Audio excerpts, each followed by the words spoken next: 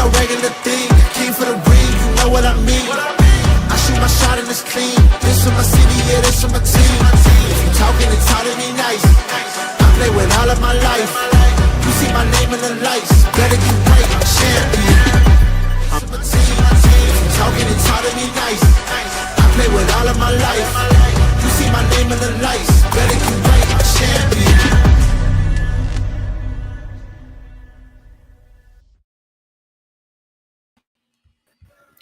Hello, everybody. Welcome inside YSN Live episode on this wonderful Tuesday, February 11th, 2025. DJ Oakley, my man, and Anthony Hartwig with you. We got a great show for you today. Deej, how we doing on this wonderful Tuesday afternoon? I'm good. Just got off the air literally with Curbstone Coaches and Bob Camardo. So we'll have that today, talking about the Curbstone Coaches banquet. I'm trying to think who else. They had the Guardians announcer come in, Rosenhaus, and they had Greg Brown from the Pittsburgh Pirates come in, and Rob Schmidt spoke yesterday. So Bob Camardo will fill us in on all of that, as well as the banquet coming up May the 4th. So we'll have that a little bit later in our show. Those are some big names. Yeah, big things here in Youngstown. And, hey, congratulations, Coach Tressel, President Tressel, now Governor Tressel, Lieutenant Governor of the state of Ohio. I love it. You know, he did such a good job as El Presidente at YSU. I have no worries about what he's going to do as Lieutenant Governor of the wonderful state of Ohio. Youngstown's in good hands, and now the Buckeye State, the entire Buckeye State, has its hero returning in a different form, Jim Tressel. Jim Tressel, the hero we deserve. Yeah, he is the Dark Knight of Ohio. There's no doubt about it. You know, he can kind of be whatever we need him to be, right? DJ, you had a great game last night. I got the chance to watch the end of it because you guys started at 7, I started at 6, and what an ending it was. I don't even know where to start, man. So, with all due respect, the game started out ugly. Like, it was ugly. There was a lid on the bucket. If you were looking for offense, it wasn't there. But the defense was a gutsy performance.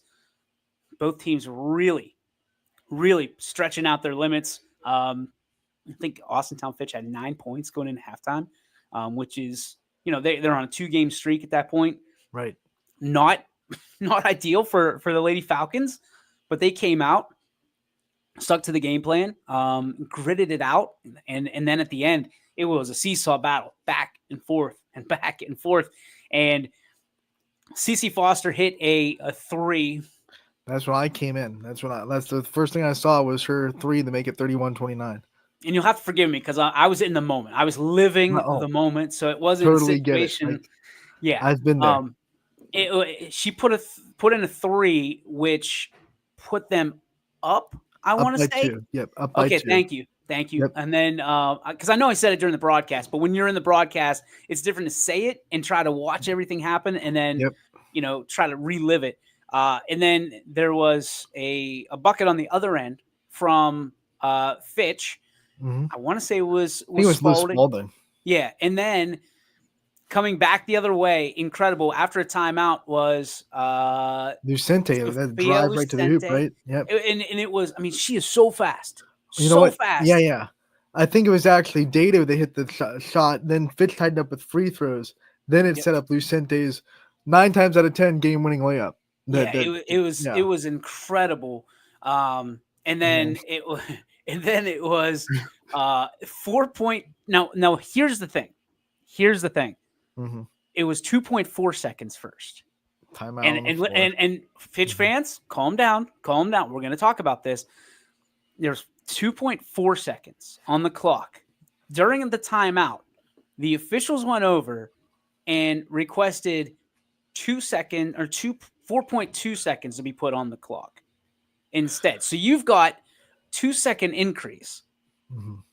I'm not sure. I would have to talk to Coach Fischel, and I was not about to last night after that absolute thriller, and see if he even knew that they changed the clock during that timeout. Mm-hmm. Because he set up essentially a prevent defense. Mm-hmm.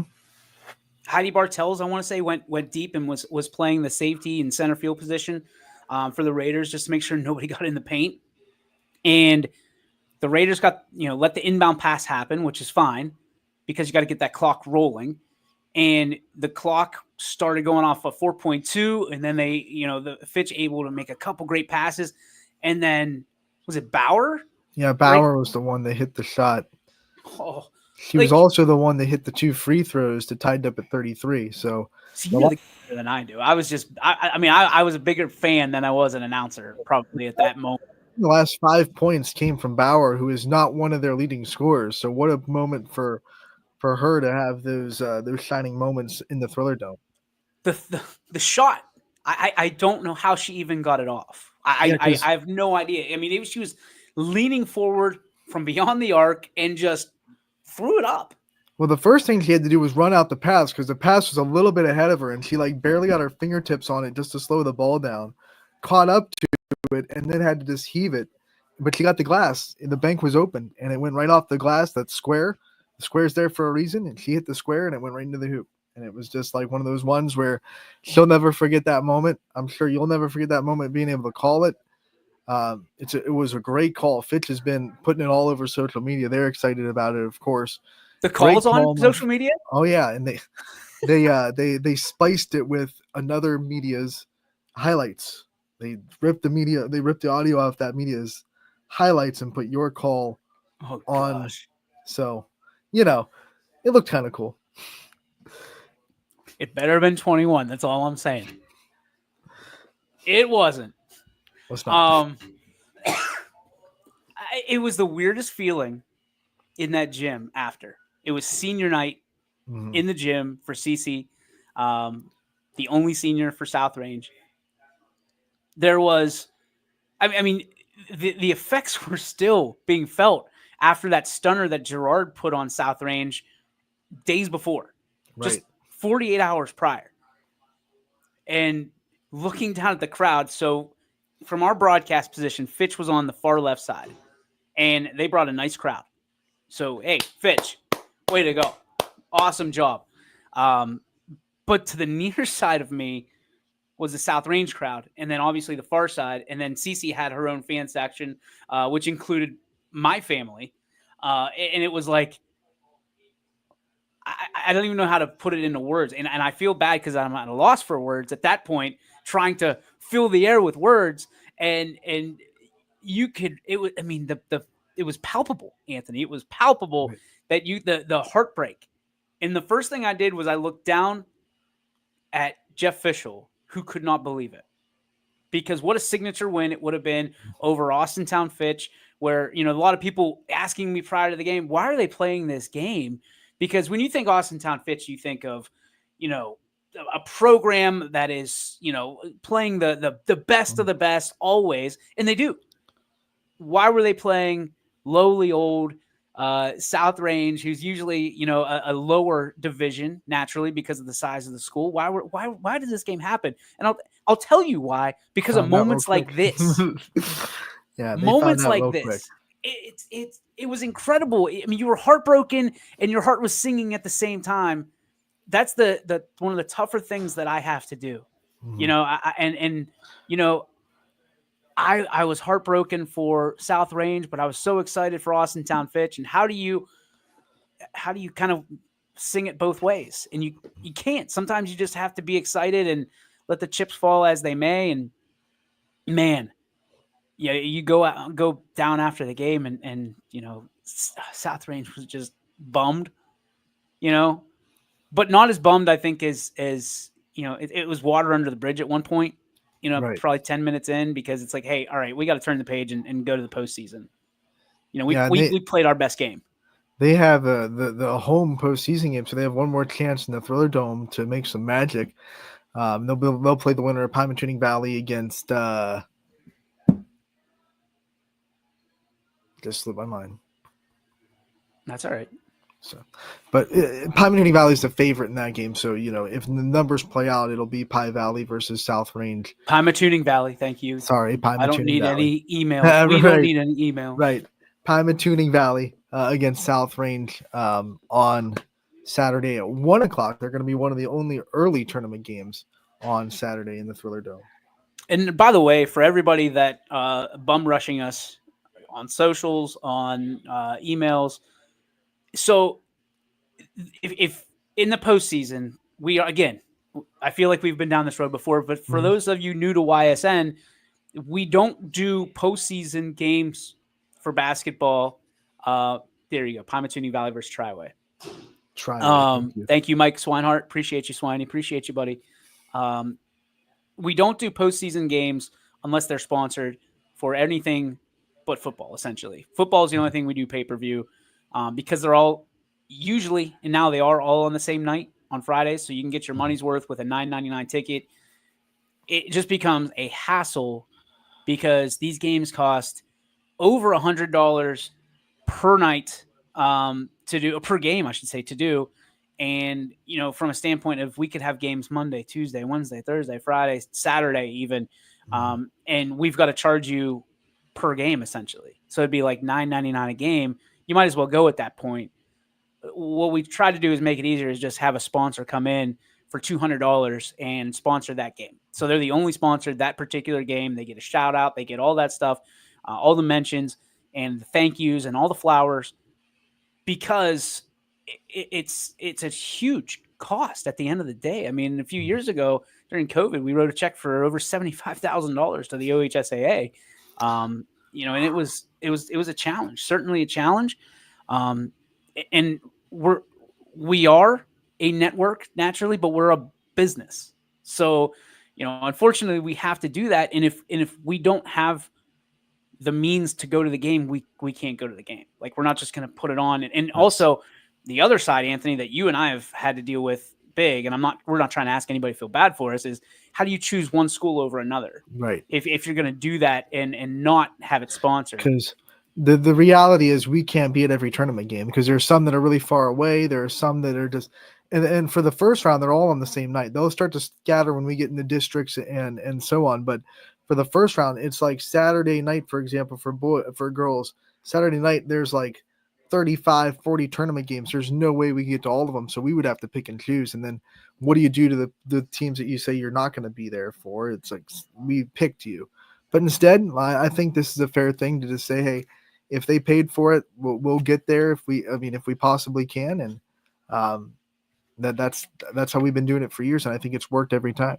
I think it does work because it evens out, right? It's a situation where everything, at the very least, it breaks even for us. So if you're a business, large or small, if you're a booster club, you know, whatever it may be, a parent group, whatever, anyone can sponsor these, like anybody. And you can do it anonymously if that's what you want to do. You don't have to run your name out there naturally, but you know, if you want the game up, we need to have a conversation. And it's $200. It's flat for as long as we have video, and then obviously we'll make some decisions as we become audio only at some point. Naturally, as we get into the longer you go into the tournament, then the state kind of takes over. So. And we will still have stories up on ysnlive.com, so our coverage of these games will not go away just because we necessarily can't broadcast it live. We will still have our stats and stories up for recaps of tournament time as well. Look at this. Potentially 41 girls basketball tournament games involving at least one YSN school on Saturday. I said 35 to 40, so I was pretty close. That's a lot of money. It's a lot of wait, let's just, I mean, the math, if you're interested. South Range kids are supposed to be good at math, man. What are you doing with a calculator? Well, I haven't been in high school since 2011. So that's bad math right there. Right. You could have said 14 years. I never had Mr. Yeagley as a math teacher either. I was robbed of it. That's $6,000 for one night. So you got $6,000. We know how to spend it for you. We know how to spend it for you. We'll figure people out. We'll get there on Saturdays. No, but in all seriousness, if you are looking to promote your program during the postseason, please let us know as soon as you can so we can schedule it. That's the other component of this is we've got to schedule announcers to get there. And if it is a journey, we've got to negotiate, because these are 1099 employees, Right. contractors. We got to make sure that they can fill their gas tank and get back. Like, they're not in it to lose money, certainly. So let us know as soon as possible if you want your teams covered. Boys, you're in the same boat. The boys program is a boys tournament. So let us know, because potentially another $6,000 night if we go that route as well. So we'll do the best we can, certainly. But like Anthony said, the coverage hopefully will not stop. There's another component to that we're not going to complain about. But you and I always talk about, if somebody wants covered, they got to let us know. Right. We can't just guess. And when we're at these games, unfortunately, a lot of times it's a one-man band or operation that you're not necessarily keeping stats. So we need the book, or we have to go down to the book. And sometimes by the time we pack everything up, the book is gone, all that stuff. So if you're looking to get more involved with YSN, shine a light on your programs, your student athletes, your coaches, your communities, we just need that other hand in the pile. Just, hey, we're reaching out for you right here, this hand. Help us help you. Halfway, baby. Halfway. Just meet us halfway. And I guarantee you'll get the best coverage. But we need that help. And, score bucks are great, but if you can give us a little bit of heads up of maybe rebounds and things like that, that goes a long, long way. And I know a lot of you are using Huddle anyway, so there's no reason not to be able to have that. If it's the next day, even 2 days after, who cares? You're putting your team and your program in lights, and that's what matters. Absolutely. What now? What are we going from here? Do you want to go to the rest of the scoreboard? Yeah, let's go to it. Let's pop it up. Scoreboard, as always, brought to you by our good friends over at Burnett Pool Spas and Hot Tubs. It's the winter months right now, but I think there's no better time than to invest in maybe a pool in the summer. That way you got it when the summer starts, I'll do it. You talk to Sarah Oakley. We'll get one in. Let's scroll down to the bottom and scroll to the 10th and talk about yesterday's scoreboard. We had a little bit of mix of both girls and boys basketball. On the boys' side, Western Reserve gets the win over Waterloo by 10, 57-47 inside the MVAC. Lakeside gets beat by Harvey in a very high-scoring game, 98-72. A lot of buckets in that one. Wyndham falls to St. Thomas Aquinas, 73-47. And last but not least, Springfield finally gets that East Palestine game in. I think it got rescheduled a couple of times. They beat East Palestine on senior night, 65-26, the final score on that one. Girls basketball, we have East and Struthers. East getting the big win over the Wildcats, 49-33. Mohawk, they get beat by Hopewell, unfortunately. Liberty and Brookfield, it's Brookfield that gets the win in that one. Lakeview all over Niles to wrap up NE8 play for them. The NE8 champion Girard go to Poland, get their program's first ever win as a member of the NE8 at Poland, and they split the season series with the Bulldogs to cap off their championship season. 50-36 the final score in that one. Edgewood goes across the border to Corey, PA, and gets the win by 7, 48-41. I've never heard of Corey before, but props to Edgewood for going probably a ways across the border and getting a win. That had to be a pretty long road trip. We already heard about Austintown Fitch. They win at the buzzer in the Thriller Dome, 36-35 over South Range. Cardinal Mooney goes to Walsh Jesuit, drops that one by 10. West Branch celebrates their seniors on senior night with a 39-32 win over Howland. Pymatuning Valley gets the win, 61-19 over Chalker. Beaver ends their regular season with a tough loss, a close one, 10 points to Aliquippa. 50-40, the final score there. And then McDonald, Juliana Crumpack, by the way, breaks the school record for most threes in a game, and they get the win over Heartland Christian. She hit 8 threes last night. Way to go, Crummy. 30 points in that win. So that is your scoreboard for last night. Anthony, I think I like this more and more, is school records being acknowledged on a Mhm. media level. You know what I mean? Because that it typically doesn't happen. Usually, it's something that Right. just happens in the hallways. And we're not going to toot our own horn here, toot toot, but it's one of those things that I love hearing about school records being broken. The 3-point records, I think that's the one that you're going to see most often moving forward because the 3-point ball is It's such flying. a huge part of the game Mhm. nowadays because coaches are intentionally incorporating the 3-point play into it. And another thing that I saw last night that I wanted to talk to you about is the use of the and one Mhm. nowadays. And that's not just in girls basketball and boys basketball. It's not flopping. I don't want people to get, all irritated, but there is an art to the and one and the drive and being able to kind of contort your body and collect that foul because when you're younger it's just trying to get through the hands, right, that are just Mm. waiting for you Right. in the land of the trees, as I always say. But now it's there's a lot of pickpockets in that jungle in the paint. But I think offensively better now than ever, these scorers are apt to contort their body and make a shot out of it, and then if there's contact, go to the line and take their chances. Do you agree? Yeah, and last night the game that I was at was a perfect example. I mean, Kaylee Wilkes, you could tell she practices and works on finishing through contact because when she goes up for a layup, you can just tell like she's moving her body but keeping her hands up so she can touch the ball off the glass, but also avoid contact or not be so affected by contact. And on the other end, you could tell on the Pullman side, their players were just trying to go through and just they didn't really have the form. They were just trying to throw up the ball after they got hit. So they were not getting the N1s. They were getting fouled. They would go to the free throw line. But Kaylee Wilkes, 24 points, almost all of them off the drive. She had several N1s. She was able to just contort her body, and you could tell that she works at it. And I think the players that work at finishing through contact, you can just kind of see it in the way they go up, in the way they kind of, contort their body, like you said, but also keep the ball up in the air and keep it away from the hands. And then it's also a good thing when they hesitate, right? When they shot fake, get someone up in the air, and they go right into them to get the foul that way too.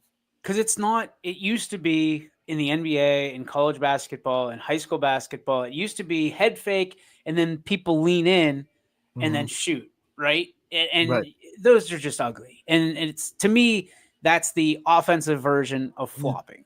It's one of those things like, all right, what, you weren't really going to shoot that. I see the strategic value in it, but you're not really going to pull that shot off. And I think that was a frustrating point of basketball for me. It's like, I like, if you're going to get fouled, on a long shot, a long jumper, and you get fouled the legit way, that's fine. But if you're like head fake and then you jump into the person and then put it up just to get a shot off and go to the line, I think that should be flopping on offense. I think that should be a foul, an offensive foul, because I just think that should be. I'm not a basketball guy. I think you're initiating the contact actually. So that's what it should be. But nowadays you don't necessarily see that anymore. I think that And I you don't see know it more in the paint. Those head fakes to get the post player up in the air, leave their feet, which you're told not to do on defense. Yeah. If you head fake, you leave your feet, and then you go up into them because they jumped. They weren't being disciplined on defense. That's how you get those fouls. But you see it a lot more in the paint now than you do outside on the perimeter jump shots. Yeah, I agree with that wholeheartedly. I think that what I've noticed most about this year in particular is, and credit to the coaches that lead these programs, is you're seeing stronger basketball players, and not just from a skill standpoint, just physical standpoint, stronger basketball players. And I think they need those legs, those thick legs from like football into basketball or from volleyball into basketball, getting into the squat rack, because these 3-pointers that you see in the WNBA, in the NBA, are just bombs. I mean, you're seeing shots from the logo, and I'm talking high school logo. So the ones that are along those sidelines that you see, like last night had the Raiders. Sometimes you'll have an EP or an EL or whatever it may be. Excuse me. You need to have the legs to hit those shots. You can't just chuck those up with your arms and have prayers. But what I was really interested to hear about with some of the coaches I've spoken to, they practice those shots. Those are shots that are actually in the game design, and not something. I mean, you don't practice Hail Mary. I mean, you don't not practice Hail Marys. You throw them up. You do them in practice just to let everybody know what it looks like. You don't spend a bunch of time on it, but hey, if this person can hit that shot and it's open, it's no different. Because right now, what you're seeing, what I've seen, the biggest thing that I've seen offensively, defensively, is the windows for those open shots close very quickly. Mm-hmm. Very quickly. And that's one of the reasons why they're moving that offense back a little bit and taking those deep shots. Sorry, I didn't mean to cut you off there. No, you're fine. But because, a lot of teams play a zone defense that rotates really well now. So if you move that offense back and you're taking those shots back deeper, the only way to guard that in a zone defense is to move that zone up. And if you do take that shot, then you hit it, then you start to move that zone up, and then it leads to driving opportunities. So, you kind of bait that zone defense that you're playing into moving up with those deep shots. Has zone always been, maybe I haven't noticed, has zone always been the prevalent, just so used in high schools? It's like zone is like, I don't want to like cop this out, but a lot of the lesser basketball talented teams use a lot of zone. That's how it's always been.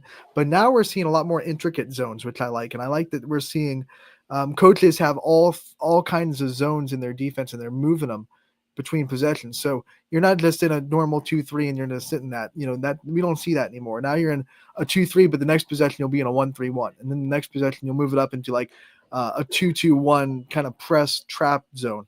So teams have to be on their toes on what kind of zone you're running and what kind of plays they're going to run to counter that, because you're constantly moving your zones around. That's interesting. I mean, from a film standpoint, to be able to have that many looks on defense, that's got to take up some time in film. You know what I mean? Yeah, it does. And then, if you're West Branch and Coach DeShields, you're just running straight up man-to-man defense with strong, big athletic players. And that's why West Branch is really hard to score against. You talked about stronger basketball players. I was talking to Coach DeShields on Saturday after their win against Girard.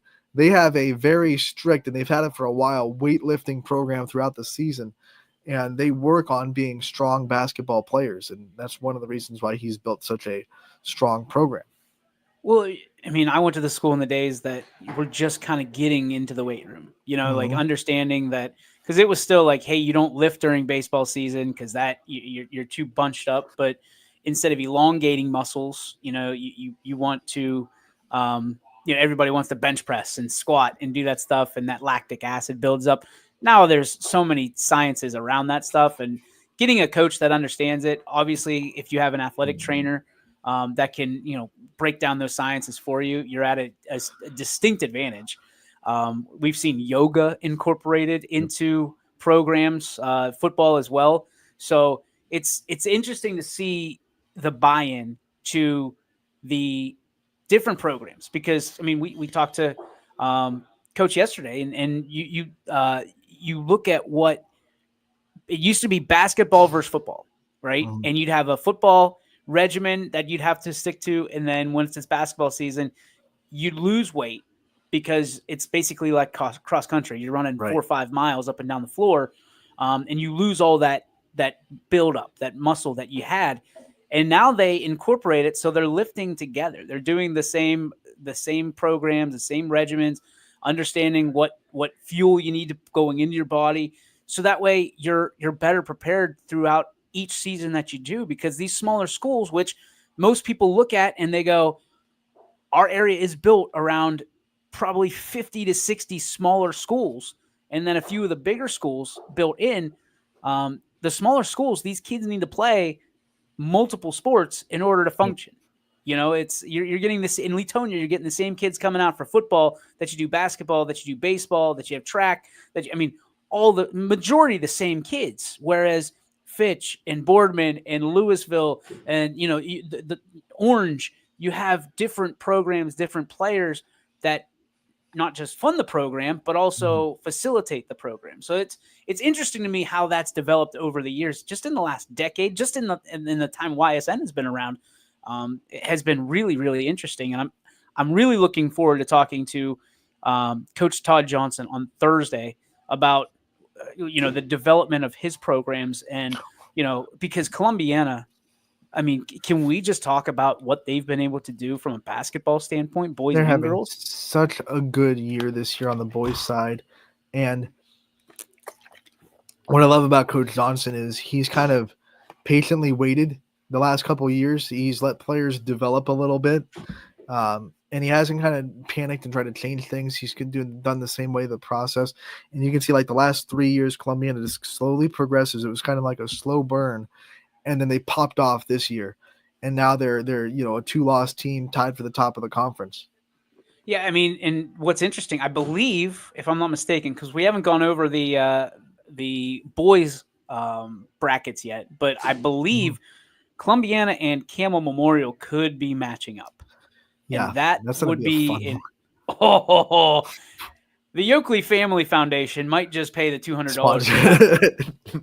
because I'm telling you, the points in that game are going to be a lot. You have The athleticism in that game going to be incredible. You look at Stes Struharic and then Sway Rodriguez. Those are both guys that can drop 30 easily on a night. Yeah, and then you got Cologne, and then you've got Cooper Brown. I mean, like what more could you, as a basketball fan, what more could you want? Like, if I might raise my hand to go to that one if we're not broadcasting and say, hey, I got this one. But something tells me Mr. Bartell is going to have that one all over. Yeah. Or Mr. CBO. Someone will cover it. Or maybe they can do it tandemly. You're just trying to give money away now. Trying to give money away. Sorry, I got excited. Got excited a little bit. We're running a charity over here, Ant. No, I mean, I think that'd be great. I think it'd be awesome. That's a matchup. I mean, I don't know. Again, that's the one matchup I've heard about in the boys bracket is that one. And that's the one I want to see. And I feel bad if that means somebody's got to get past somebody, but that's the one I want to see. That's the one. I mean, after watching that Hoops at Noon, goodness gracious. Like, I need a Soup City shirt. I need, and I've seen Columbiana action in probably the one of the bigger games they've played all year. Not exactly their best game, one of the bigger games, the trophy game against East Palestine. My goodness. I'm a Todd Johnson disciple. Like I'm a huge Todd Johnson fan, what he's been able to do with that program. And I know it means an extra amount to him because that's where he graduated from. He's a Clipper through and through. He's a guy that loves the program. And more importantly, Ant, loves the kids that come through it. That's what means the most to me. They have a pair of legends hosting both of those programs, and Dave Chrisman and Todd Johnson. Prayers also for Coach Chrisman and his family. I mean, I said it during the Lisbon broadcast. This sports community that we live in and we thrive in and we love, during the darkest of days, it always seems to come together and brighten things up. It shines a light on the things that are important, and that is family, community, faith, in each other, and love.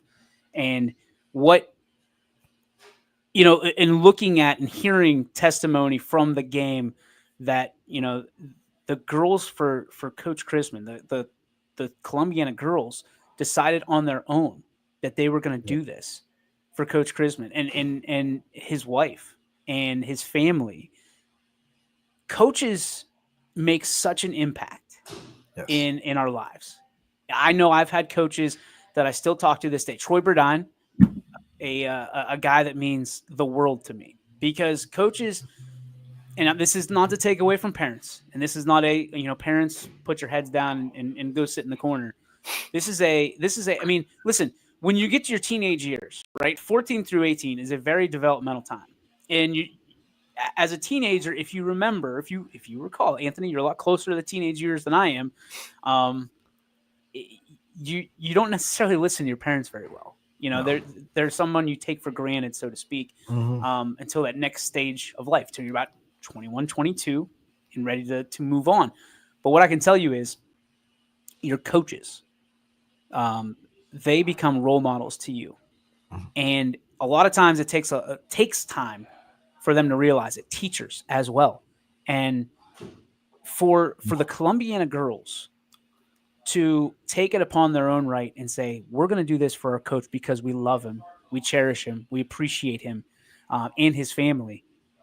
Man, how do you not love that? How do you not look at that and say, this is the next group of leaders in our area, in our community, in our country, and smile. And now you want to root for them. Not that you didn't before, but you're like, I love the character, the culture that's in that locker room, that's in that school, that's in that community. How do you not want to root for that and want them to succeed for everything that they've done? You want good news to just continue to elevate. Hey, Columbiana, unbelievable job. Unbelievable. I mean, from top down, from Don Mook all the way down, to Aaron Heasley and for allowing that to happen and to let that out. Great job. Great job. That is the epitome of why sports is the greatest thing on this earth. And I'm so proud to be able to shine a light on that. Anthony, I know you have a very great relationship with Coach Chrisman and saw that story happen. What were your thoughts on it? It was echoing you. It was so touching. And I think I did a Columbiana game like right before that. So I was able to see them live for the first time this year and talk to Coach Chrisman for the first time face to face. And man, I love that dude. I remember covering him when he was the softball coach at Lisbon first. And then when he moved to basketball at Columbiana, he's been a mainstay in coaching for a long time in this area. And he's meant so much to so many people, so many different programs that he's headed up. He's made impacts on countless lives. And I thought it was cool that for that moment, other people were going to make an impact in his life this time around. He's earned the ability to have other people make impacts on his life this time. And that was really cool because he has touched so many people throughout his journey of life. And that's what coaches do, right? Mm-hmm. And not all coaches, there's some coaches that still need, that seasoning, I guess, is the right way to put it. But, for me, it would take both hands to sit there and count the coaches and teachers that impacted me. I mean, I can tell you in seventh grade, I was not a good student.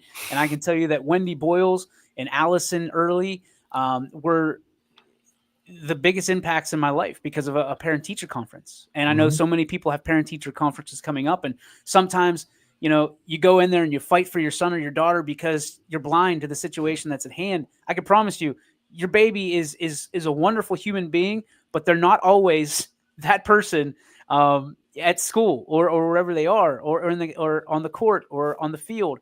And sometimes you do have to take coach's word for it and understand that, they have as much invested in your son or daughter as you do sometimes. And they're spending as much time, if not more time, with them than parents do because of schedules. So, and I like how you said that sometimes you don't realize it until later on in life how much a teacher really impacted you. Because I'm personally I'm in that boat because my Spanish teacher in high school, Mr. Papalardo, came in my junior year last year of Spanish. He replaced a teacher that retired the year prior, and he was like more of a serious Spanish teacher. He wanted to teach us the language, and the other teacher kind of just taught vocab. So we're sitting here as juniors, and we're like, teach, we don't know any of this stuff that you think juniors should know. So we had to kind of retool the whole class.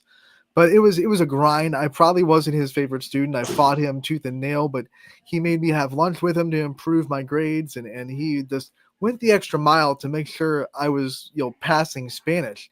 Wasn't my favorite teacher at the time because he was riding me all the time. But then when I got into college, and as a telecommunications major or communications major, you got to take a foreign language. And I just took Spanish because I already had high school Spanish. That Spanish in college was so much easier because I could draw back on high school Spanish and the things that were pounded into my brain almost against my will as a teenager. So I went back, and he was still at the school at the time. I don't know if he's still there now. If he is, Papalardo, man, you're the real one. But I went back to him right there, and I saw him in a basketball game, and I said, thank you so much, because without you, I would not have gotten through college Spanish at all. I would have plummeted in college Spanish, and I got a high B or a low A in college Spanish. I would never have done that without Mr. Papalardo. I mean, we're living in an era of appreciation Right. now. I think that's the one thing that I've noticed, especially this year more than ever. Maybe it's because I'm older and I recognize that more. Maybe I'm looking for it more. But I feel like this is an era of appreciation, an era of a culture shift. And I think that, there are still teachers out there that get into teaching to educate and to lift up the next generation of students. And there's a shadow that lurks over of people that, hey, I'm just in teaching because I get 3 months off in the summer and because I have, days off during the year with snow days. I'm sure there's people out there like that, just like there's people out there everywhere that have excuses and get into it for the shortcuts. But I can tell you with overwhelmingly, I don't know, just reservations that ain't how it goes. That's not how it happens. Teachers get into the game because they want to help students and because they like being around kids and impacting and influencing. And like you said about your teacher, Anthony, I mean, where would you be without him? Where would where would everybody has their own story. And I'm sure that those listening right now, they're envisioning people in their lives that changed them from who they were to who they are and made them better and challenged them. But you can't change people without challenging them. Did I want to sit in the front row in English? No. Did I like math? No. Do I still like math? Absolutely not. But I was challenged. And every time there wasn't an answer and the teacher would ask for, an answer to a question, and listen, nobody ever wants to raise their hand, right? But I learned very quickly that if nobody raised their hand, guess who got called on? Because I hated doing homework. I wasn't about to do it. I usually still won't do it. It's a situation where, you had to train yourself and challenge yourself. And because I had someone challenge me, I wasn't about to look like a goofball or an ass in the middle of class when I'm trying to impress all these ladies around me in seventh grade. Right? Come on. Heck yeah, I know the answer. And I would absolutely get it wrong. But,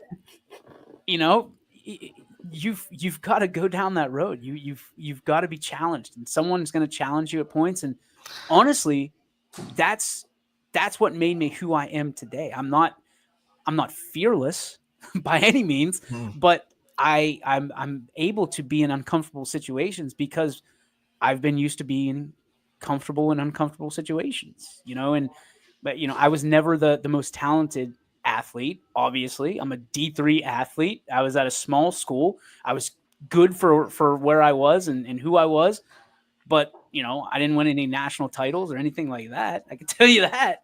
But it was exciting nonetheless to get that. And it's made me who I am today from a broadcasting standpoint, from an entrepreneurial standpoint, from a business standpoint. Guess what? We're going to try things. We're going to fail. We're going to stand up. We're going to keep moving forward. That's it. And, without these unbelievable coaches and teachers, there is no YSN. I can promise you that. Absolutely not. Hey, look, Ty Bartell's popping in.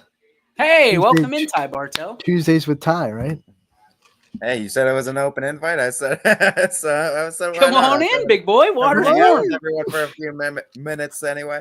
Nah, man, I love what you guys are talking about too, and just talking about the impact of teachers too, and how big of an impact they can have too. Because this time of year too, you have those teacher appreciation nights too, and I always just love getting those questions too of how much. Why you choose the teacher you choose too, and what is it? What are the qualities in a teacher that these kids nowadays are looking for? And that's always one of my favorite questions to kind of ask them too, because I feel like things are the same too, but they change a little bit too through generations, right? And I feel like it's always kind of important to get to the root of what are kids looking for in teachers too. Obviously, you want to be able to meet what the kids' needs are too, but you also got to be able to level with them. I think at some point as well. What, I guess who, Ty, was that influencer for you teacher-wise and coach-wise? For me, I had a lot of great high school teachers. I always shout out Mrs. Cardillo. When I got into college, Dr. Ponder over at Kent State too, one of the professors there in the communications department. He's one of the more impactful guys I ever had in my life too. And it's just more or less, I think, and just like I said, leveling with people and making connections with people, and more or less it's not the argument. It's not about winning an argument or getting them to see it from your point of view. It's about meeting people where they are and walking with them where they need to be. And that kind of mentality and just making connections with with others too, of different mindsets too, and being able to be in different cultures, because hey, different communities, they are different cultures too. And I mean, that's what we've noticed even in this Northeast Ohio little bubble that we get to cover, in Western Pennsylvania a little bit. All these communities, they represent a different culture to some degree too, and I think that's so interesting as well. And I love being a part of it too, and just going from your Camels to your Akrons to your Youngstowns to your Columbianas to when you're going into Western PA, all of these different makeups of people too that have different, you know, beliefs and different representation too. I love it too. I love the different cultures that are represented throughout our schools. Absolutely. Took the breath away. I was like, whoa. Whoa. Oh man, Ty, we were talking earlier, and I want your take on it too. There is a possibility of Columbiana versus Camel in the boys tournament. How excited is that for you? Because that's I think that might be one of the premier games of the tournament in the districts that in any division. You've seen both teams. Yeah, I mean, and both of them too. You guys kind of noted at it. They have tons of star power out the wazoo too, as you always say, right? And I mean, you got guys like Sway Rodriguez who just what tipped 1,000 points, scored what 50 this season or 40 this season a couple of times. Like I mean, the guy any given night can just go off. On the other side too, Cooper Brown. I mean, you hinted at it. I've seen that young man slam it down a few times. He's a human highlight reel too, walking incarnate. I mean, it's talent out both ends too. And Cologne, like you said, DJ, he's a very underrated point guard. He really is. With the talented point guards that we have in the area. I know everyone gives love to the Shapiros, the Kenny Scotts, the Jalen Gunthers too. The Gunners, yep, deservedly so. They all deserve it. But Jared Cologne too kind of flies under the radar, I think, as a point guard. He's a little bit underrated in the area, but he is very, very talented too as a passer and as a shooter. As we saw, what was it, 11 threes he trained in that afternoon game. So I guess I'm going to put you on the spot here, Ty, because I don't know how many times we're going to get to ask this the rest of the way, but you know, we're going over our seasonal awards, and you've watched probably the most basketball out of anybody on the network, and even more so than that because you're doing the highlights. Who stands out to you? Who should be in the MVP discussion for the boys and girls this year? Yeah, I mean, girls' side, obviously, right off the top of the head, I feel like Addison Rhodes is going to be in that conversation, and I think her stats kind of speak for themselves, right? I think they kind of showcase what she's all about too, and how she can impact the game in more than one way any given night. You know, girls' side too, she kind of stands out to me, but there's other girls too. I tell you what, Ansley Baker, man, I mentioned it the other week, man. She's a sophomore, just a sophomore, but she's averaging over 20 a game right now, and she is one of their more consistent players. And you and I got a chance to see Ansley down at the Thriller Dome for the Holiday Hoops Classic. Yeah, that young lady's the real deal, and her ceiling's super high too. So if she doesn't get it this year, I definitely think she's got a talking point and fighting points for a couple years to come. Boys' side is tough though, man, because there's so much parity. I feel like across the boys' side, talent-wise, there's so many guys that can do so many things well. To me, I mean, you can go the route too of point guards too, like I mentioned. Obviously, me seeing Kenny Scott, I think Kenny Scott over at Hoban is a very good passer, one of the best we have, averaging over 6 assists a game right now, while double-digit scoring. If you don't fall in love with scoring too, obviously, I know there's going to be those 20-point per game guys. I like him though, just because of the way he can impact the team. He can get it to his guys. He makes that team better as a whole. Other guys though, across the board, I mean, there's so much talent throughout boys basketball that I feel like you could even look at guys like a Jalen Gunther too. I mentioned him. He's a guy too. Ben Weaver's gone off plenty of times this year. Nick Ryan from Warren JFK. I mean, just dropped a 50 burger. How do you not consider him into the MVP race? I mean, there's so many talented boys basketball players that. Yeah, and you called out Beaver girls. Beaver boys have Brady Mayo, who is also lighting things up in the world. That young man too is not afraid of the big shot. I've seen him time and time again drain the big ones. That kid, by the time it's all said and done, might have the most All-Star game appearances in YSN history because he does it. Baseball, basketball. He's incredible. And again, another testament to smaller schools, which Beaver's kind of a bigger school, but you know the talent pool at some of these schools to play multiple sports, and kudos to the parents and all the folks on the way up to allow these kids to play multiple sports, because it is important, folks. Specialization is dead. It is. It's tough. And college coaches will tell you that they want to see kids playing multiple sports and getting different looks, but that's a topic for another time. Again, you see the most basketball on the network. You've given us your sleepers. You've given us the teams that you expect to be there when it's all said and done. For you, this is your time of the season. Excuse me, your time of the season. What do you love most about this particular next 2 weeks, 3 weeks, month-ish in high school basketball in this clip? You are getting the most crisp high school basketball that you are going to get in the next 2 weeks. You play up to a 22-game regular season to get ready for these moments too. And a lot of teams will tell you that. You'll go for the conference championships if you're in those in a respective conference, no doubt. But you're getting yourself better. You're getting yourself prepared. You're getting yourself exposed to so many different defenses, so many different types of offenses. So that way, when you get to this moment, you are ready for the big time. And you're going to see some of the best high school basketball from these teams the next few weeks. You're also going to see it because you're going to see groups of seniors that are fighting to get one more game. And that's the case every single tournament game. These seniors step out there now. They're fighting to play one more game and get that next game guaranteed for them, that they get to wear their team's colors one more time. And there's something about playing against seniors too, man. When it comes to tournament time, they get that little extra oomph. They get that extra inspiration too. It's tough to beat a team that is comprised of a lot of seniors too. And there's quite a few teams in our network that have a senior heavy bunch too. That's why I like their chances in particular. But no, man, you're getting the crisp type of basketball this time of year. You're getting really good fundamental basketball. You're getting everything's flowing, everything's in rhythm this time of year. And at this time, yeah, you're getting those seniors that are fighting to have that next game. Call me Willy Wonka, because I'm giving you the golden ticket. Where would you go? What team would you want to follow right now? Who's the most exciting team on the network that you would go to their game right this second over anybody else?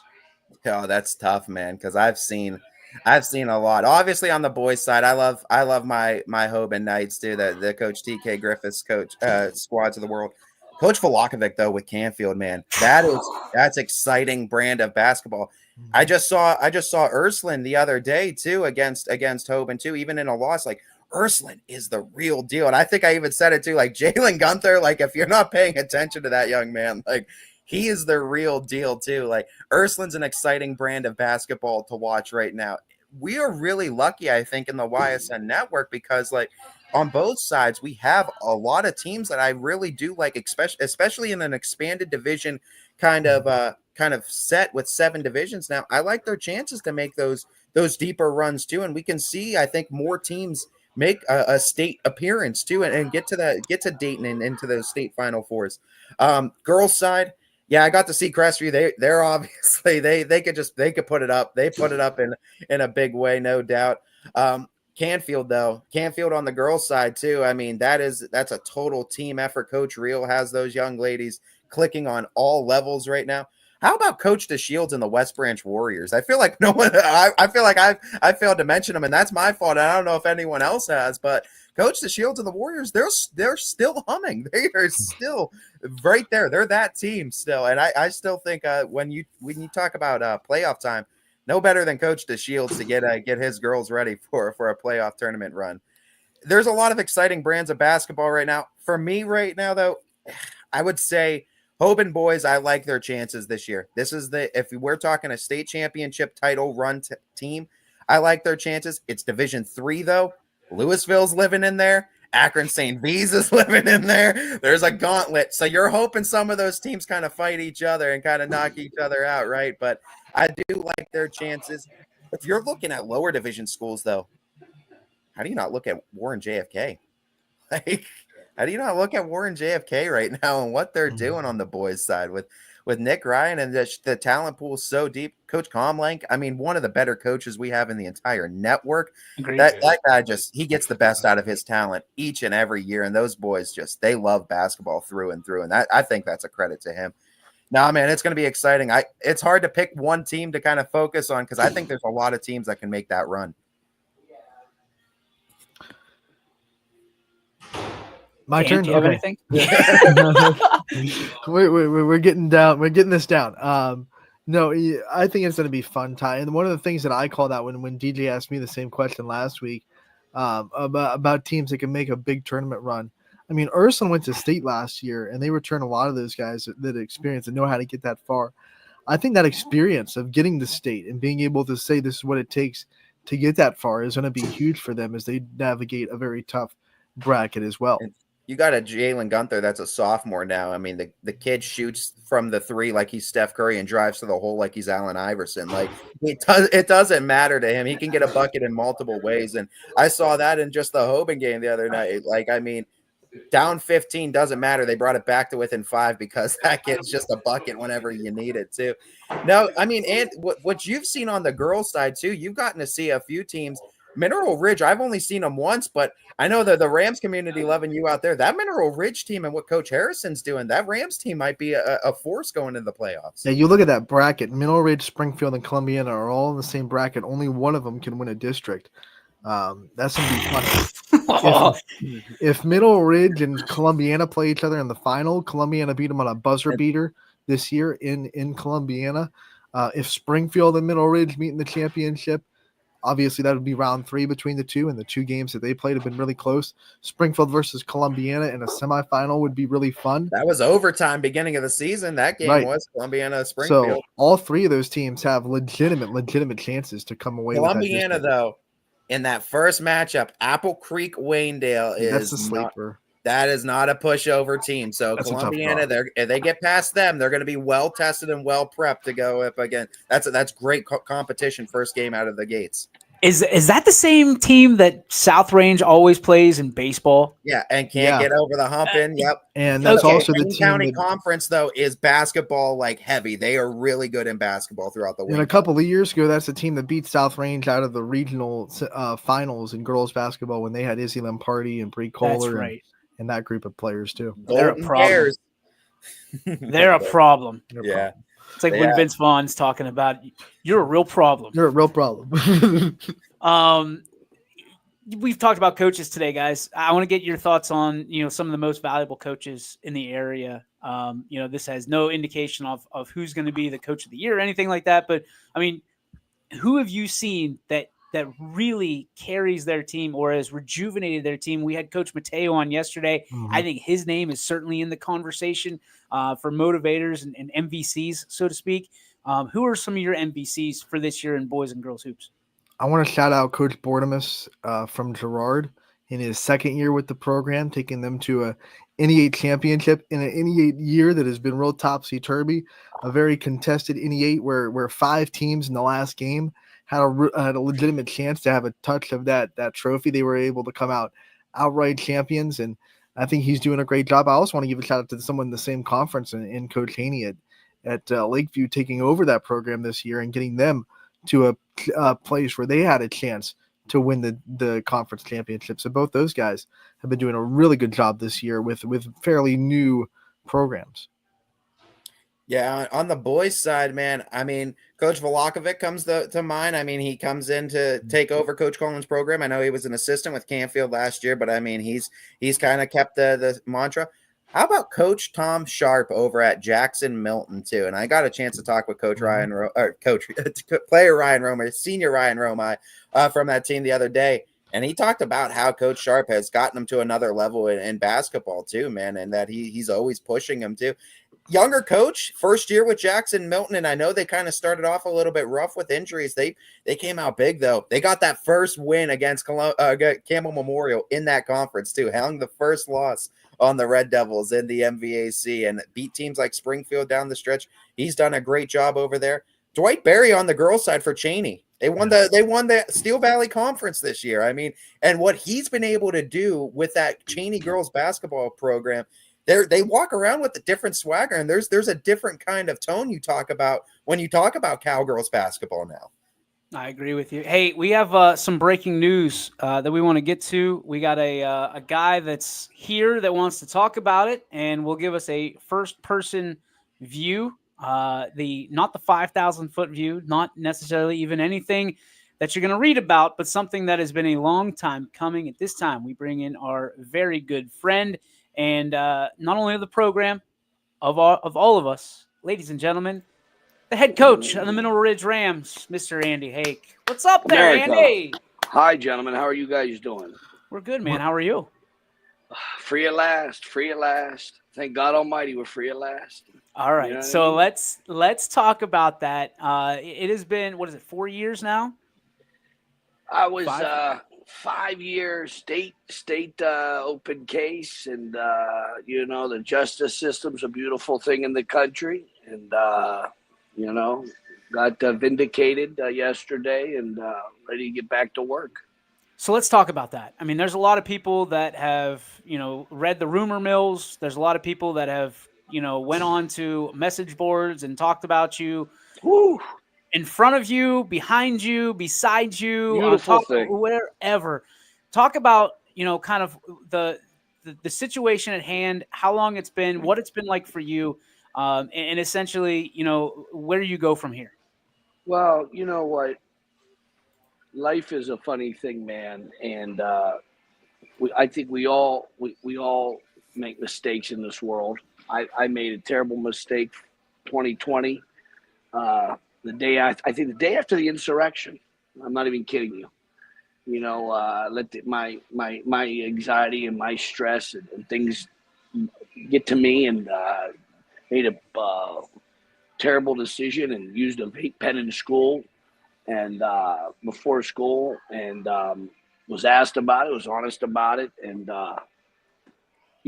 had an open case, and they really vetted the situation, and I know I coached the last 4 years, but I didn't teach, and it was just a long road, and a real humbling experience, and then the road to redemption, and doing the right thing, and having faith in God and your family, and doing the right thing, was able to come out on the other side of this thing. And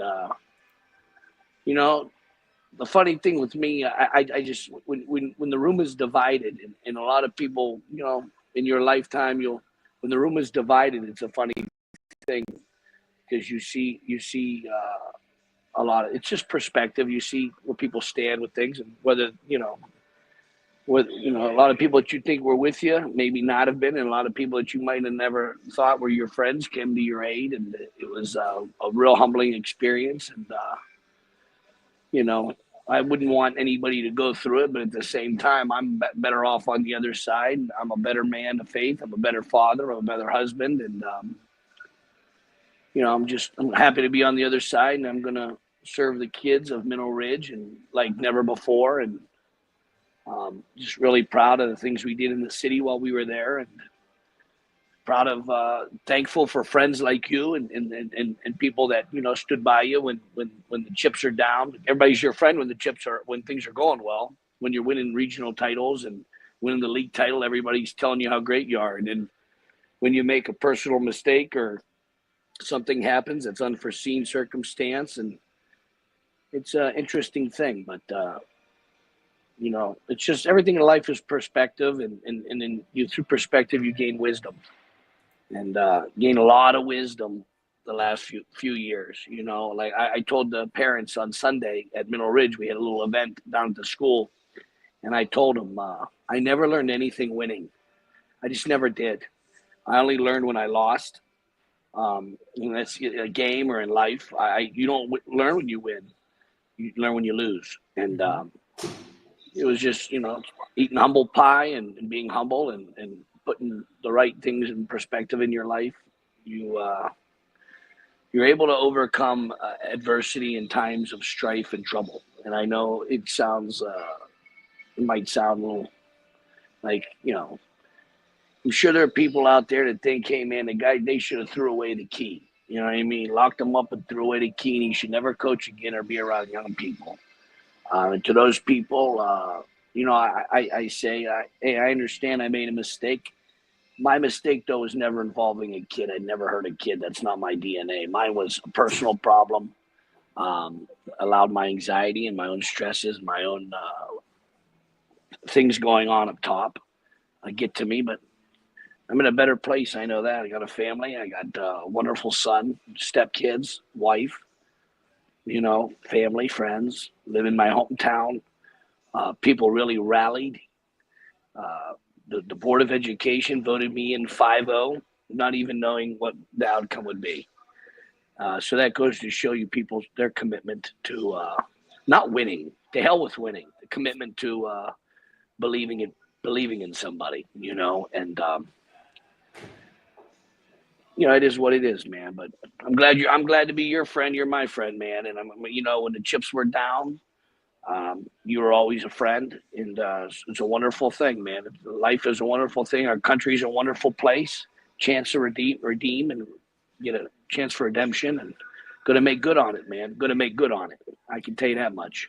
It's been a turbulent 5 years for you. There's been great joys, obviously, but there's been a lot of kind of looking over your shoulder, I have to imagine, knowing the other side and knowing kind of what you've gone through and some of the phone calls that you've had to partake in and some of the meetings that you've had, but also knowing that there were people that had your back the entire way and allowed you to be yourself. Valley Christians certainly, a great opportunity for you that they preach the right things and they walk what they talk, certainly, when they brought you in and you changed lives as you promised that you would. And now this day comes where the state releases you. What was that moment like for you? What was the outcome? And how did you kind of find the news, and what was the reaction? Well, I watched it I watched the state meeting yesterday on the computer, and they voted 14 to pass a resolution, and being vindicated is not getting off scot-free. There's no celebrating a situation like that. I'm really happy I'm able to go back and teach and coach, but I was never suspended to not teach and coach. But I didn't want to go to a school until this was resolved, because I didn't want to, put a school in jeopardy or compromise a school where I have to leave during the year. I didn't know when this was going to end. 5 years, half a decade. But, the wheels of justice sometimes move slowly. And in this case, it was at snail's pace. But had a hearing, 45-page resolution written. Had some of the greatest people I ever met speak for me. Coach Tressel spoke for me. Mike Rulli, a friend of mine. Bob Sebo, Zadchok, Pal Benyo. There's some wonderful, wonderful people, some teachers, Zins and Gardner, some wonderful people, some kids came out. And you know what? This is your story. This is your story.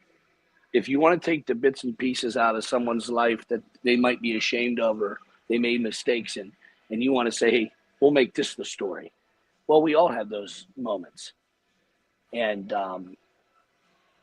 I think that you have to look at the body of work with people, and thank God that the Board of Education looked at the body of work, because, he made a mistake. He was also Teacher of the Year. He made a mistake. He was also 2018 Veteran Council Man of the Year for the veterans. So you have to look at bodies of work. And I'm not saying in a braggadocious way. I'm saying in a very humbling way, because I made mistakes. And but thank God that, your body of work is who you are. Not your best moment or your worst moment. Not when you are Teacher of the Year, or when you hit the vape pen before school, or, I know a lot of great people that got DUIs, great people. And that shouldn't define them either. That's a mistake. Moments of weakness. You and I have talked about it before. It's moments of weakness. It's a frustrating moments. And I know one person that's perfect. And right. And what did they do? They put a cross on him and told him to march through Jerusalem until he couldn't take it no more. Then they nail his ass up there. So you know what? what do we talk? You know what? People are people are people, and there are some sins that people cannot come back from, and I do agree with that. When you're messing with children, I that's one that's hard to. When you're hurting people, a child, that's hard to come back from. But this was one, and I'm not giving myself reprieve, but this is something where I paid my atone to the sins, and I can't thank Valley Christian enough, and I mean that because that place gave me an opportunity to restore myself when I was at a lowest of lows, and I made good with them.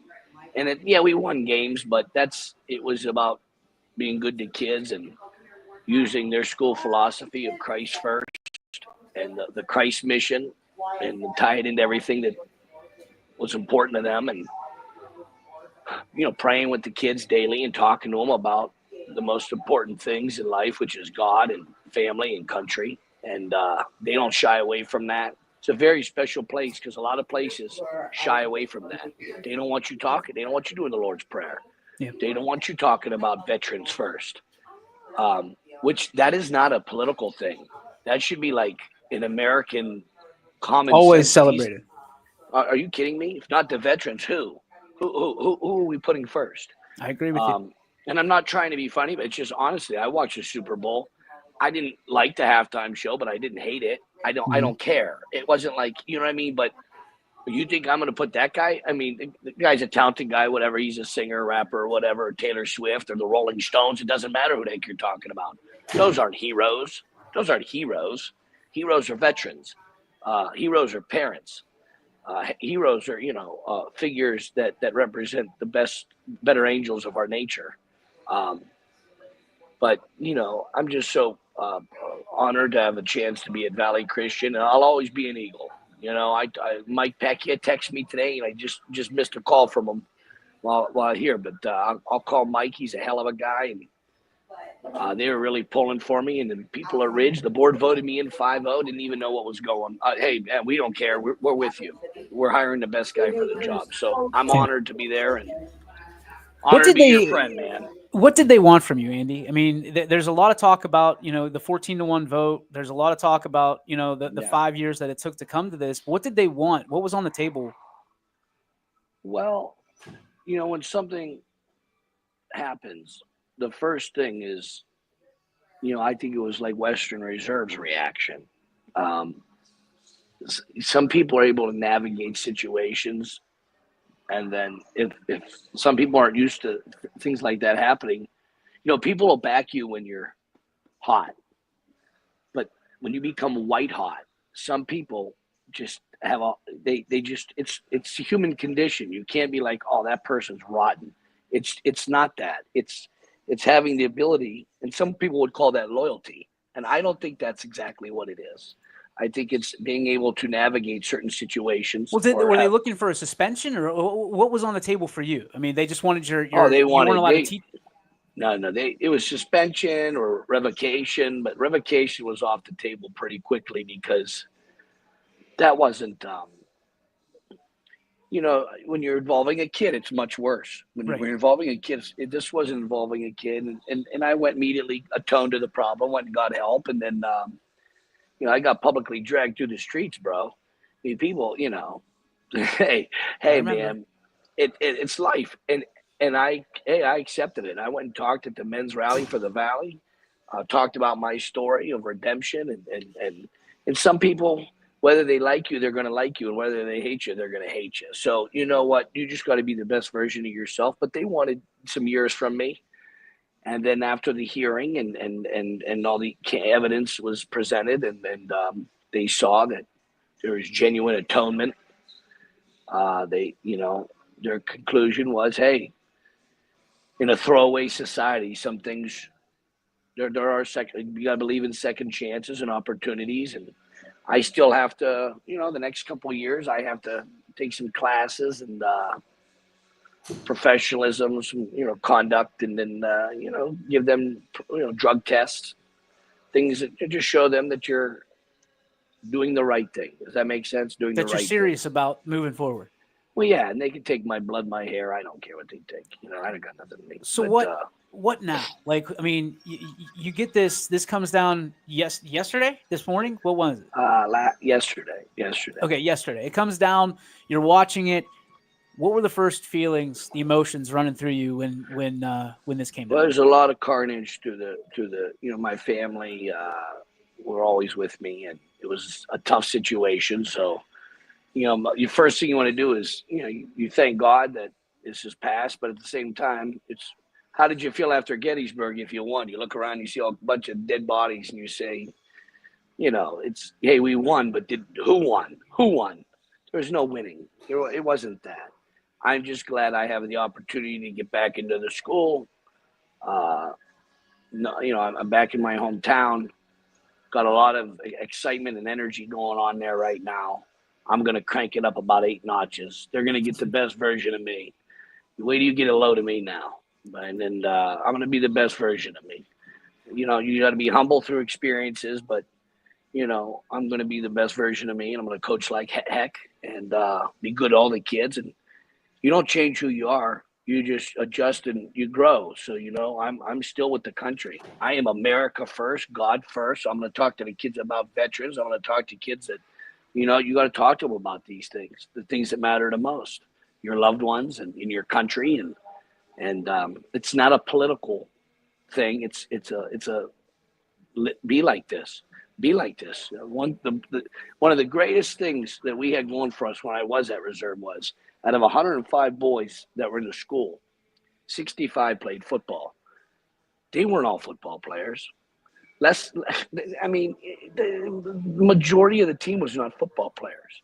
They were guys that wanted to hang out together and become a better father, a family member, become a better person, a worker, patriot by being involved with the program. And that's what we're going to do at Ridge. And that's fine if someone else says they're going to do it another way. That's great. But this is what's worked for me. And,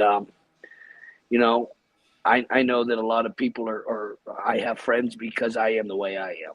And I'm not going to change who I am. It's going to be the best version of me. And, I know some people might say, well, who is he to talk to kids when, how is he going to be able to address kids that when they do something they shouldn't be doing because he did? Well, it's really easy because I have experience.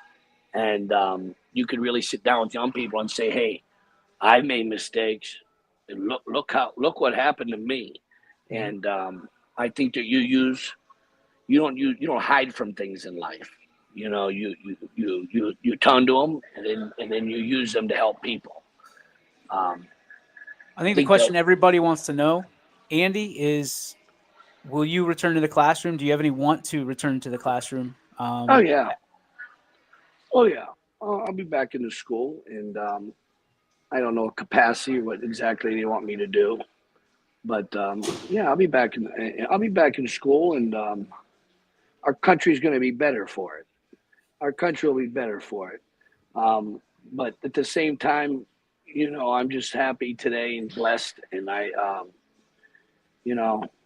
thanking the good Lord that He had grace on me and my family, and been through a lot, man. Been through a lot. It's not just me. Your family goes through it with you, and I tell the boys of the teams I coached.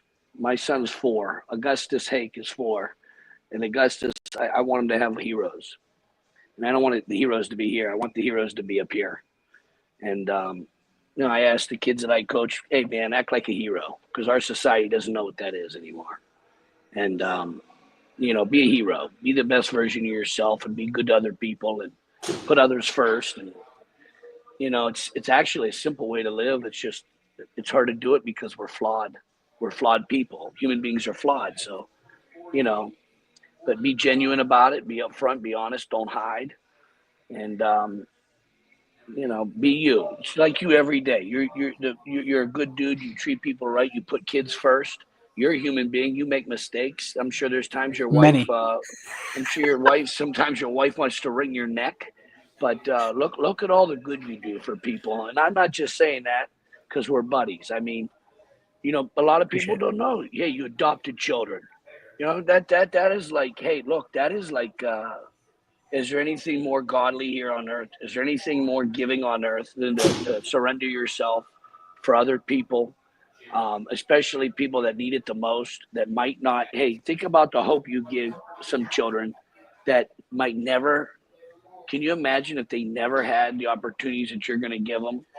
I mean, your son could have been in some gutter somewhere 10 years from now, or Yeah. and I'm not trying to be funny about it. That's just No, how the you're right. world is.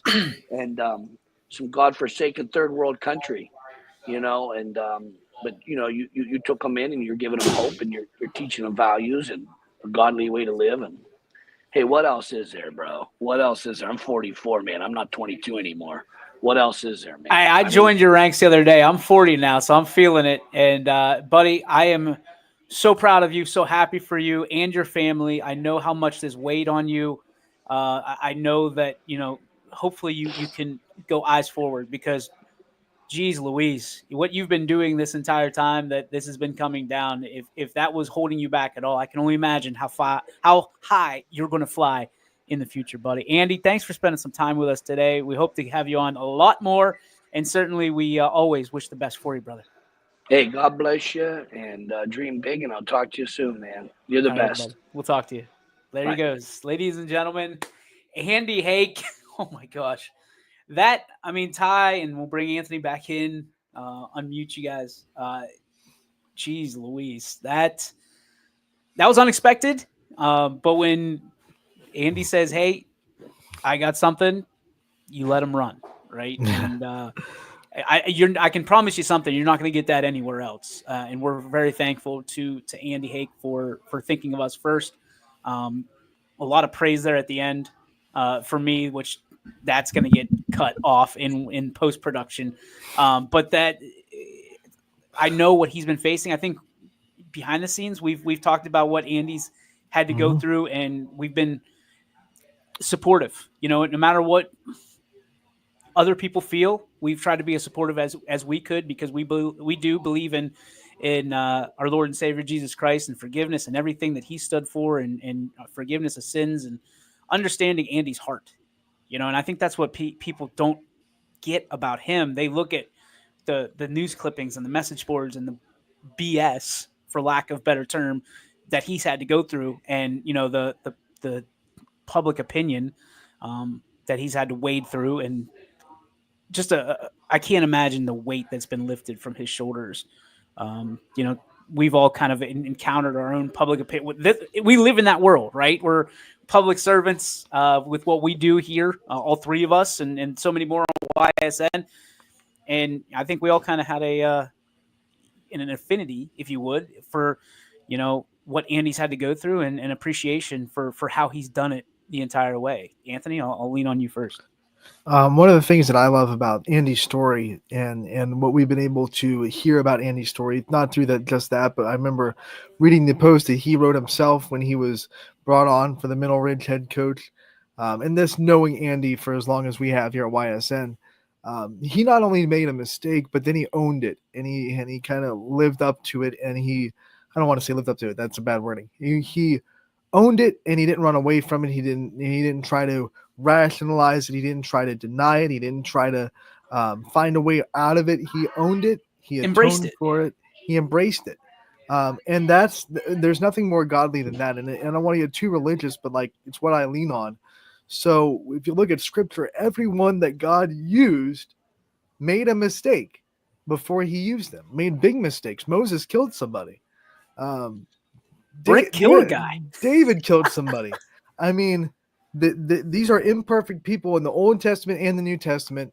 Paul was Saul before he was Paul. God uses the people that make a lot of mistakes and don't feel like they're useful in the biggest ways. All the disciples were fishermen, and if you know anything about that time, fishermen were kind of the untouchables of the society. They were cast outs. They were never thought of, and those are the 12 that Jesus used to walk with him. God uses the people that make mistakes for big things, because we all make mistakes. I've made a lot of mistakes that I'm not proud of. DJ, you talked about it in that interview. You've made mistakes. I'm sure, obviously Ty's in the same boat. Anyone that you ever look up to in life, any role model that you have, other than Jesus, made mistakes. That's just the reality. I don't care who you look up to.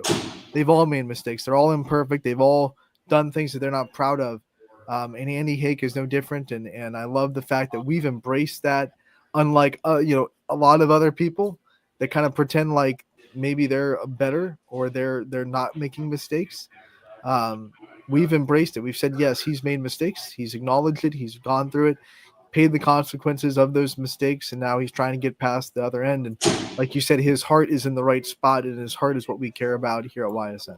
Well, and that's first off, you can tell that you're way more church oriented than I, because you know that book through and through, and I can just quote it. You can live it and you can recite it. So hey, Ant, hey, well done, baby, well done. Way to be that guy. But yeah, I think that this isn't us putting us on a pedestal. This is us showing who we are, and this entire network was created because nobody let us in. Right, we're the island of misfit toys, so to speak. That's what we've been characterized as, and Andy embraced us because of that, and not because that we're going to give him a platform or because, we're just going to be his buddy and only tell the positive side. Listen, we could have said, absolutely not. We're just going to we're going to cut this up like 60 minutes and we're going to put out all the good stuff, Andy, we're going to hide the bad stuff. No, like, we want you to see what people have to go through. This is a reality. This is why sports is so good, because sports treats you or introduces you to what life is going to be like. You're not always going to win. Andy Hake is a winner, but he hasn't always won. He's learned to win, and that's through adversity. That's through losses. That's through injury. That's through, circumstance. And over the last 5 years, I can't imagine what, as a father, as a husband, as a leader, as a community member, the mudslinging that he's had to endure. And for him to come out the other side vindicated, and for people to believe in a 14-1 situation is incredible. It's incredible. It's just. And Ty, I mean, we've talked about kind of the line that Andy's walked. What's your take? What did you take away from that interview with Coach Hake?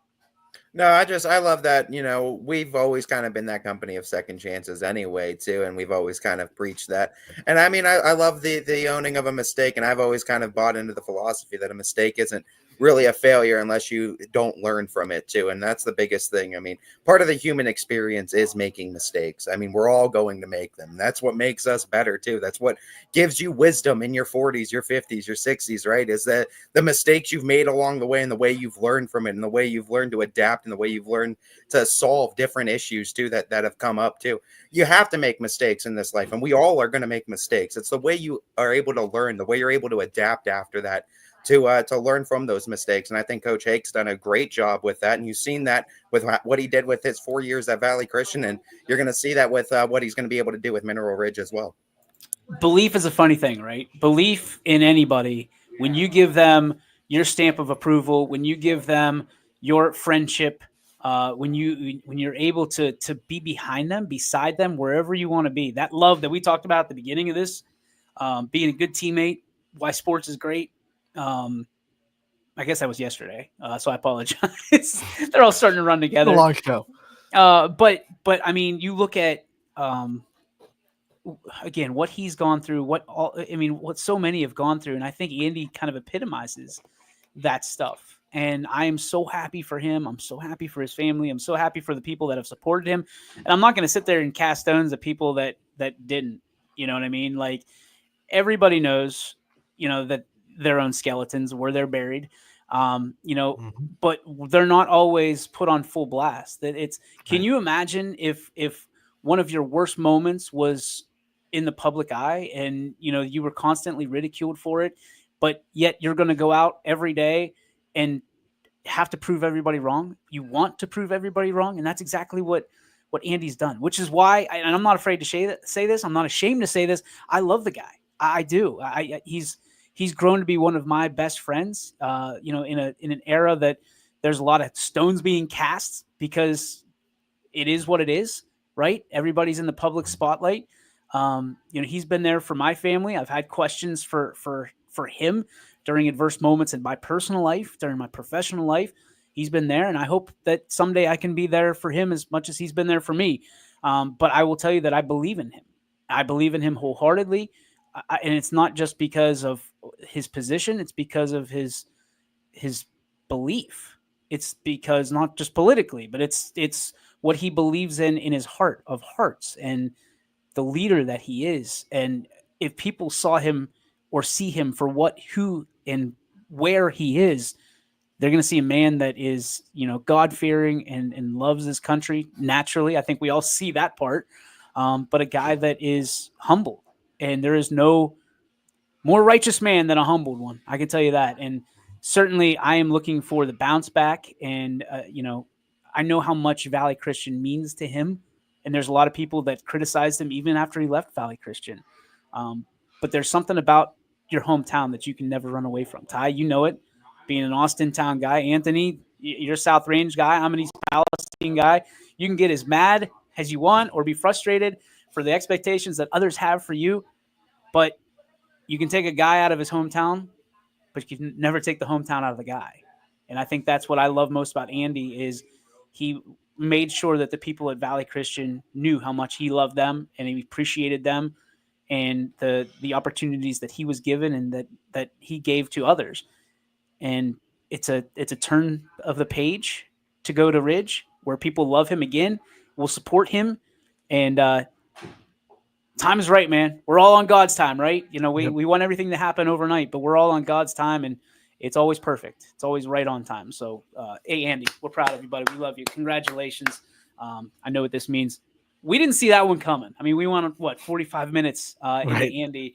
But when that happens, this is why we're excited, Anthony. It's what we always talk about, right? Yep. This is why it's not Power Hour. This is why it's not a 1 hour show. It's if there's news, we want to cover it. And it could be a 10 hour or 10.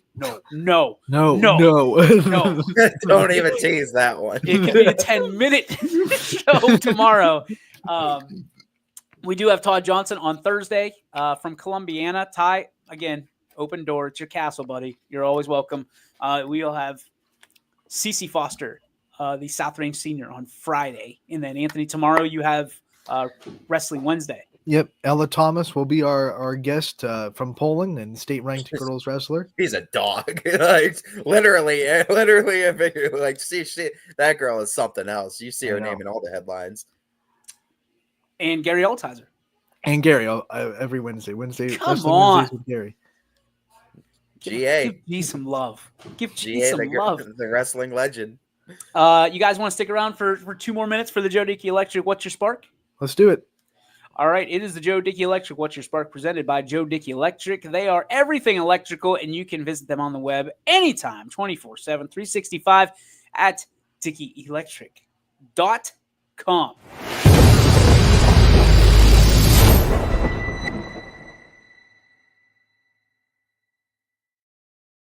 All right, Ant, you get to go first. What's your spark?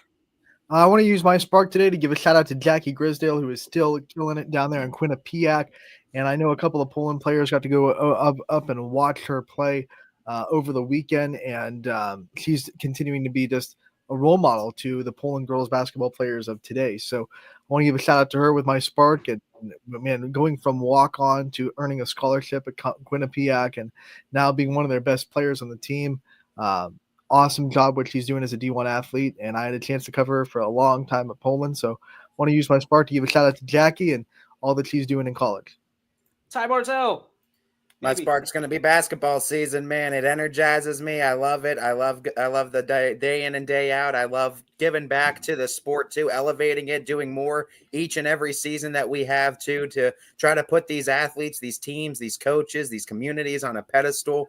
I know we're coming to an end. We're going through tournament time, but that's the best time through the basketball season. I just want to shout out my love to high school basketball. Mine is going to be to senior nights everywhere, to the schools, the programs, the athletic directors who put these on for the seniors. I was at the senior night for South Range last night. One senior, Cece Foster, and it didn't matter. There could have been 50 seniors. The way that place was dressed up, the way they treated Cece, the way they treated the Austintown Fitch seniors as well, giving them flowers prior to the game. I think that is the best thing. I know it's evolved over time, even in the last 8 years that we've been covering for YSN. But what an emotional night for parents, and I got to tell you, I'm nobody, but you shouldn't be ashamed to cry during those moments, because those are incredible moments that you'll cherish for the rest of your life. Thank you to Gary Leininger for being there last night, for a special night for Cece. I'm sure she'll remember the rest of her life, but certainly one that she'll have encapsulated through his lens. So senior nights are magical. If you've never been, you need to go and certainly support these seniors, because some of these kids, I say kids, they're student athletes, will never, ever, ever play this sport organized ever again. So thank you so much for what you do and what you contribute to whatever sport it is. We're grateful for you here at YSN. Guys, last thoughts, final thoughts. Ty, thanks for joining the show today. Appreciate you. And Anthony, as always, thanks for being that guy and filling in the blanks, and certainly leading by design right here on YSN Live. For Ty, for Anthony, that's going to do it for our show. We'll see you tomorrow, Wrestling Wednesday. I'll be all Han Solo'd up, I'm sure. Won't be able to see, but I'll be able to hear and talk. So that could be a really, really bad thing. For Ty and Anthony, I'm DJ. We'll see you tomorrow right here on YSN Live. YSN thanks you for watching this presentation of Your Sports Network. For stories, stats, and more, go to ysnlive.com.